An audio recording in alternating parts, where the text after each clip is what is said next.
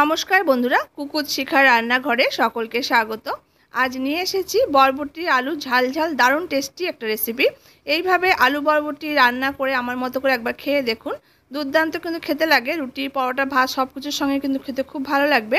তো আশা করছি রেসিপিটা আপনাদের কাছে খুব ভালো লাগবে। ভালো লাগলে কিন্তু অবশ্যই লাইক ও শেয়ার করে অনুরোধ রইল। তো চলুন দেখে নেওয়া যাক।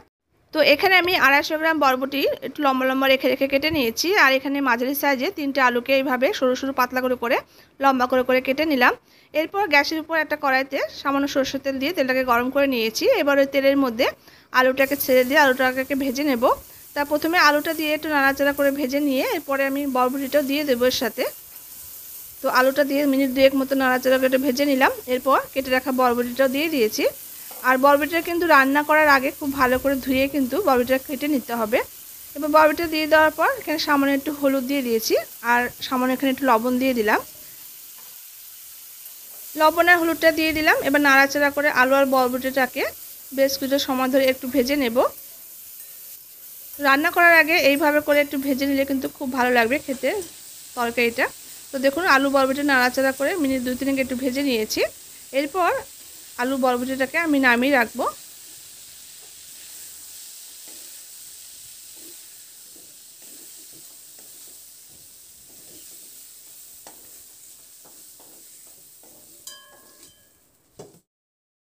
এবার ওই কড়াইতে আবার আমি পরিমাণ মতো সরষের তেল দিয়ে তেলটাকে গরম করে নিয়েছি। এবার গরম তেলের মধ্যে 1/2 টিস্পুন জিরে ফোড়ন দিয়ে দিয়েছি।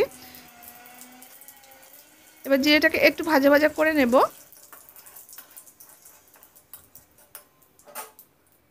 এবার ওই তেলের মধ্যে আমি এখানে একটা বড় সাইজের পেঁয়াজকে কুচিয়ে নিয়ে দিয়ে দিলাম। এবার পেঁয়াজটা দিয়ে কয়েক মিনিটের জন্য একটু নাড়াচাড়া করে পেঁয়াজটাকে একটু ভেজে নেব। পেঁয়াজটাকে হালকা একটু ভেজে নিলে যথেষ্ট, খুব বেশি কড়া ভাজা করার কোনো দরকার নেই। এরপর পেঁয়াজটা দিয়ে নাড়াচাড়া করে ভেজে নেওয়ার পর এখানে 1 টিস্পুন পরিমাণ আদা রসুনের পেস্ট দিয়ে দিয়েছি। আদা রসুনের পেস্টটা দিয়ে একটু নাড়াচাড়া করে ভেজে নেব যতক্ষণ না পর্যন্ত আদা রসুনের যে একটা কাঁচা গন্ধ আছে চলে যাওয়া পর্যন্ত একটু নাড়াচাড়া করে ভেজে নিলাম। এরপর এখানে 2টো মিডিয়াম সাইজের টমেটোকে বড় বড় করে একটু কেটে দিয়ে দিলাম। টমেটোটা দিয়ে একটু নাড়াচাড়া করে নিলাম। এরপর একে গুঁড়ো মশলাগুলো একে একে অ্যাড করে দেবো। তো এখানে আমি 1/2 টিস্পুন হলুদের গুঁড়ো দিয়ে দিয়েছি, 1 টিস্পুন এখানে জিরে গুঁড়ো দিয়ে দিলাম, 1 টিস্পুন এখানে ধনে গুঁড়ো দিয়ে দিয়েছি, আর এখানে 1 টিস্পুন লাল লঙ্কা গুঁড়ো দিয়েছি, আর এখানে 1/2 টিস্পুন মতো গরম মশলা গুঁড়ো দিয়ে দিয়েছি। আর টেস্ট হিসাবে এখানে লবণটা দিয়ে দিলাম। আর টেস্টটা ব্যালেন্স করার জন্য এখানে একটু 1 টিস্পুন মতো একটু চিনি অ্যাড করেছি, তাহলে খুব ভালো লাগবে খেতে। এবার মশলাটাকে নাড়াচাড়া করে কষিয়ে নেব। তো মশলাটা যাতে পুড়ে না যায় তার জন্য আমি এখানে একটু সামান্য একটু জল এখানে অ্যাড করলাম। এবার খুব ভালো করে মশলাটাকে নাড়াচাড়া করে একটু কষিয়ে নেব। তো টমেটো কিন্তু আমি এখানে একটু গোটা গোটা অ্যাড করেছি, তবে আপনারা যদি চান সেক্ষেত্রে কিন্তু টমেটো পেস্ট বানিয়েও কিন্তু দিতে পারেন। তবে এরকম গোটা গোটা দিলে কি হবে, দেখতে ভালো লাগবে। এবার নাড়াচাড়া করে একটা ঢাকা দিয়ে মিনিট 2-3 মতো লো ফ্লেম করে রেখে দিলাম। এবার মিনিট 3 পর ঢাকাটা খুলে নিলাম। দেখুন চারদিক থেকে কিন্তু তেল ভেসে উঠেছে আর মশলাটা দেখুন খুব ভালো করে কিন্তু কষানো হয়ে গেছে। তো আরও একটু মিনিট 2 সময় ধরে মশলাটাকে একটু নাড়াচাড়া করে কষিয়ে নিলাম। এরপর যে ভেজে রাখা আলু আর বরবটিটা আমি তুলে রেখেছিলাম সেই আলু বরবটিটা দিয়ে দিয়েছি মশলার মধ্যে। আর যেই বাটিতে আমি আলু বরবটিটা রেখেছিলাম সেই বাটিতেও সামান্য একটু জল এখানে অ্যাড করলাম। ব্যাস, আর কিন্তু কোনো জল এখানে দেওয়ার দরকার নেই। রান্নাটা কিন্তু একটু শুকনো শুকনো ধরনের হবে।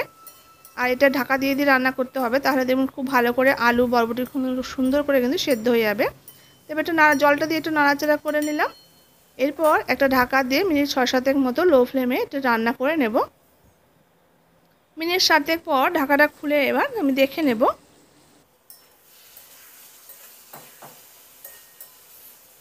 দেখি, তো আমি দেখে নিচ্ছি, দেখুন আলুগুলো কিন্তু খুব সুন্দর করে সেদ্ধ হয়ে গেছে। আর বরবটিটা এমনি তো নরম সবজি, সেদ্ধ হয়ে যাবে। এবার আরও কয়েক মিনিট একটু নাড়াচাড়া করে ভিতরে যে একটু রস মতো আছে সেটাকে একদম শুকিয়ে শুকনো শুকনো মতো করে নিতে হবে। তো আপনারা যদি চান 2-4টা আলু কিন্তু একটু ভেঙে দিতে পারেন, তাহলে বেশ মাখা মাখা ব্যাপারটা চলে আসবে। এরপর উপর থেকে একটু ধনেপাতা কুচি ছড়িয়ে দিয়ে নাড়াচাড়া করে রান্না করে নিয়ে নামিয়ে নিলে ব্যাস তৈরি হয়ে যাবে ঝাল ঝাল আলু বরবটির তরকারি।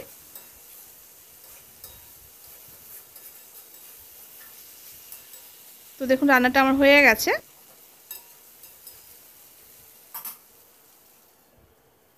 এবার আমি এটাকে একটা প্লেটে সার্ভ করে নেব। তো দেখুন বন্ধুরা, এইভাবে করে এই আলু বরবটির তরকারি রান্না করে কিন্তু ভাত, রুটি, পরোটা সব কিছুর সঙ্গে কিন্তু খেতে খুব ভালো লাগে। তো আশা করছি রেসিপিটা আপনাদের কাছে ভালো লেগেছে। যদি ভালো লেগে থাকে তাহলে এইভাবে একবার রান্না করে খেয়ে দেখবেন। আর আপনাদের কাছে কেমন লাগলো তো অবশ্যই কমেন্ট বক্সে কমেন্ট করে জানাবেন। তো দেখুন কতটা সুন্দর দেখতে হয়েছে। তো রেসিপিটা বন্ধুরা যদি ভালো লেগে থাকে তাহলে অবশ্যই কিন্তু লাইক করবেন, শেয়ার করবেন। আর যারা নতুন দেখছেন চ্যানেলটি, ভালো লাগলে চ্যানেলটি সাবস্ক্রাইব করে সাথে থাকা অনুরোধ রইল।